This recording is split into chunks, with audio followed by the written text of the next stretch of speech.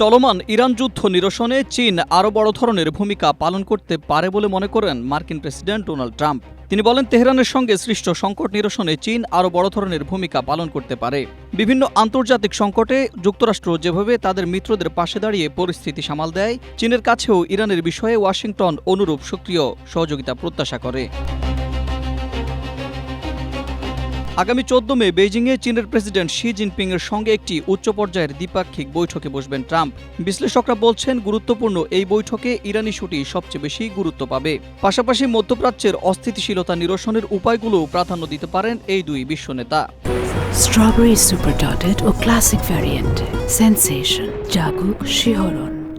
ট্রাম্পের এই আহ্বানকে কূটনীতির জন্য অত্যন্ত গুরুত্বপূর্ণ বলেও মনে করছেন বিশ্লেষকরা। তাদের মতে, চীনের সঙ্গে ইরানের অর্থনৈতিক ও কৌশলগত সম্পর্ক রয়েছে। বেইজিং যদি সরাসরি মধ্যস্থতা করে বা ইরানের উপর চাপ সৃষ্টি করে, তবে দীর্ঘস্থায়ী এই যুদ্ধের দ্রুত অবসান হতে পারে। ট্রাম্প বলেন, এশিয়া ও মধ্যপ্রাচ্যে চীনের যে ক্রমবর্ধমান প্রভাব রয়েছে তা কাজে লাগিয়ে ইরানকে আলোচনার টেবিলে ফিরিয়ে আনা সম্ভব। ট্রাম্পের এই আহ্বানের পর 14 মের বৈঠকটি কেবল দুদেশের বাণিজ্যিক সম্পর্কের জন্যই নয়, বরং বৈশ্বিক শান্তি ও স্থিতিশীলতার জন্য গুরুত্বপূর্ণ বলে মনে করছেন বিশ্লেষকরা। আন্তর্জাতিক বিশ্লেষকদের মতে, ইরানের তেলের অন্যতম প্রধান ক্রেতা হিসেবে চীনের প্রভাব তেহরানের উপর অনস্বীকার্য।